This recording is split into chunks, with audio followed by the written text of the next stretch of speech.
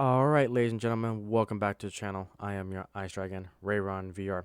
And today we're going to be talking about the little computer that controls those engines that get you all the sound, the smoke, being able to drive the train versus driving the track. And that is DCC Decoders. So it's a little bit more advanced type of subject when it comes to model railroading. There's a lot of programming involved, a lot of soldering, and trying to figure out exactly which decoders you want to use when it comes to the command and control that you want your locomotive, steam or diesel, to be used. And so today we're going to be talking about some of those things. And first and foremost, we're going to talk about Digitrax. So Digitrax does have decoders. Now, they're kind of like, in my opinion, the Bachman of kind of when it comes to DCC command and control that we talked about on the previous video. Digitrax decoders are okay. They're nothing too fancy.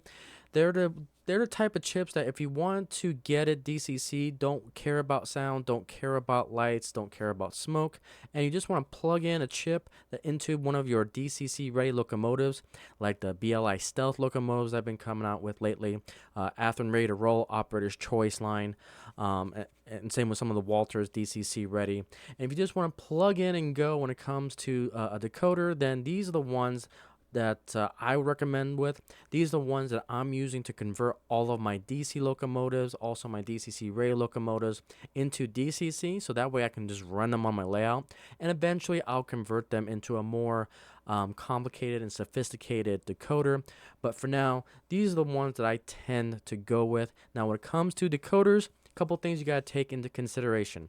One, especially if you're going from DC to DCC, always make sure you want to measure your stall power when it comes to your motors, because that stall amp could spike higher than the actual decoders. If you want more information about that, Jason the Train Freak has a lot of videos in kind of explaining that. I'll leave a link down below, but kind of talks about the stall amperage when it comes to the motors and how to actually look into that. Also, when it comes to the decoders, make sure they're in the right NMRA standard type for the motherboard that you're going to be putting these chips into. So, for example, some of these decoders have a 9-pin that you directly connected to the motherboard, or you have these 8-pin adapters that you see right here. We've also got some more complicated ones that can go up to 21 pins. So make sure you're paying attention to what pin type you are buying when it comes to your DCC decoders. So that is Digitrax. Now some of the more fancier ones, we've got Soundtrax. So Soundtrax is one of my upcoming favorite decoders to go with. Some of the Athearn Ready to Roll Operators line have the Economy, the ones that have actually DCC chips in it, have the Economy decoders, and I love it. The price point that you get for some of these engines, I get them roughly between 130 and 150. It's really economical. That's one thing I like about it. Now the premier line is the Tsunami 2. I've been getting some Athearn diesels lately that have the Tsunami 2, and they are fantastic. I love the sound quality. I love the responsiveness of the horns. They are easy. They are JMRI compatible, so I can code all the CV values just fine. And it is definitely top notch when it comes to decoders, and one of my personal favorites.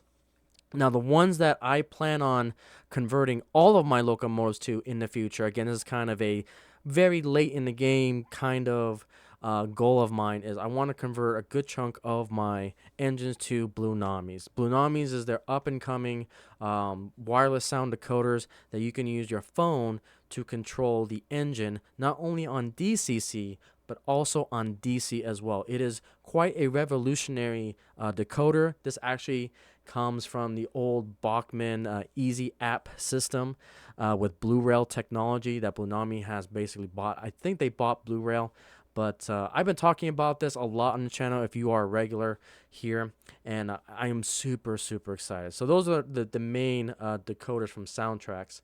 Another one that I talk about a lot that a lot of corporations and manufacturers are actually going to is Lokesound. I've seen Scale Trains use it. I've seen Walthers use it.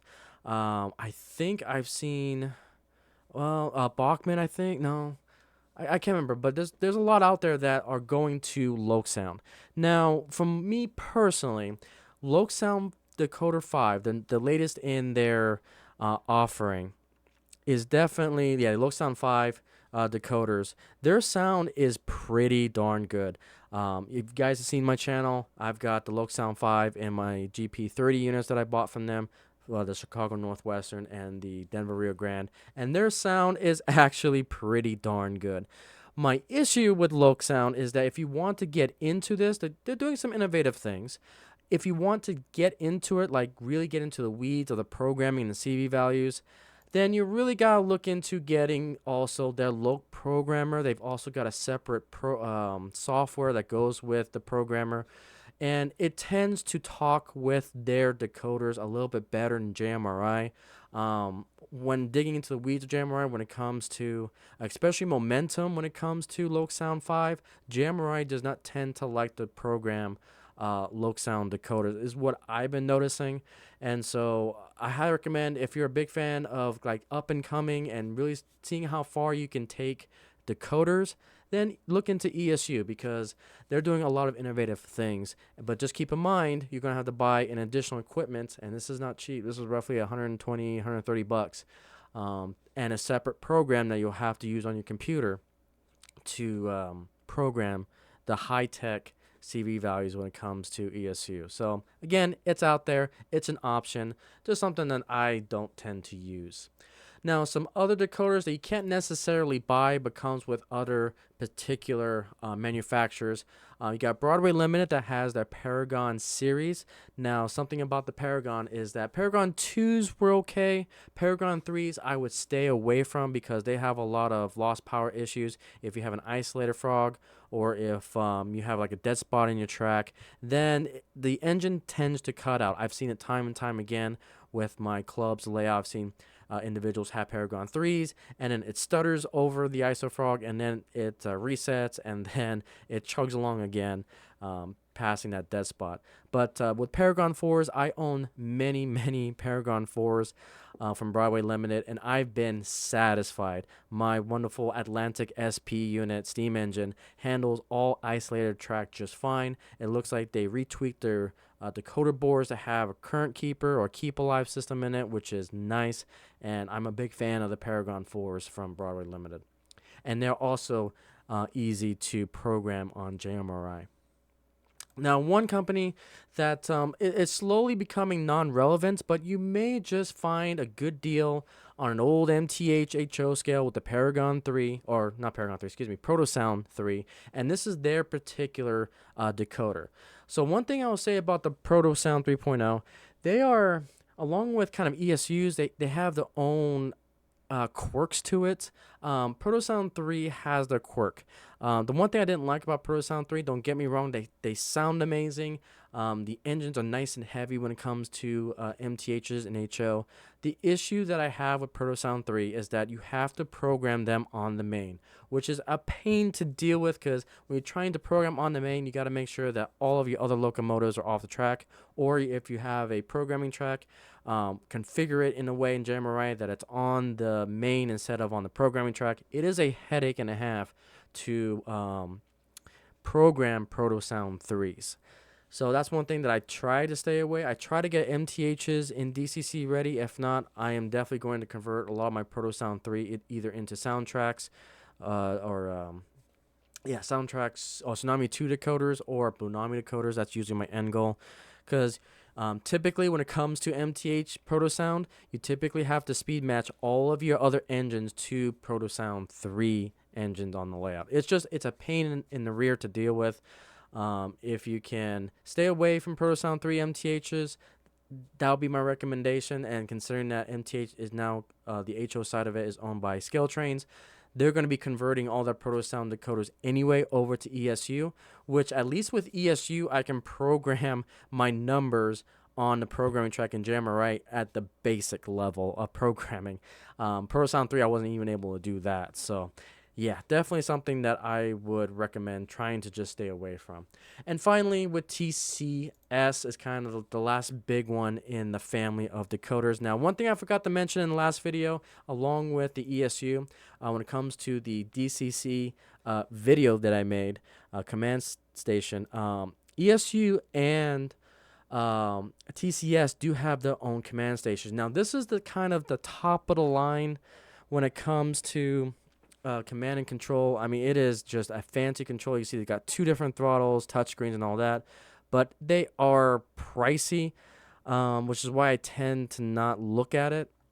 It's just it is quite expensive, but kind of nice for HO scale. Now, for N scale, I've been hearing some horror stories that this would burn ESU decoders and loc sound decoder, or loc sound, I should say, decoders. So that's just something you gotta keep in mind.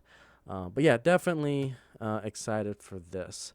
And then the other command and control station is the TCS. They have their own with their throttles that they have here. So just more things that you can look at. And here's their command station 105.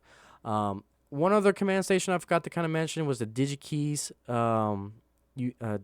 DR5000, but they just recently declared bankruptcy, so I don't know how easy it's going to be to get a hold of those, which is why I didn't kind of announce it and talk about it, because I'm looking at more of the future, which, command stations are going to be more stable for the future when it comes to customer service and availability and so forth. So those kind of the reasons why I didn't touch up on it. But we do have the wow sound decoders, which I am a huge fan of as well. Bachmann use a lot of these in their new Amtrak charger sets, and they're actually really, really good. It sounds great. It sounds like the real thing. Very responsive on the horn and the bell.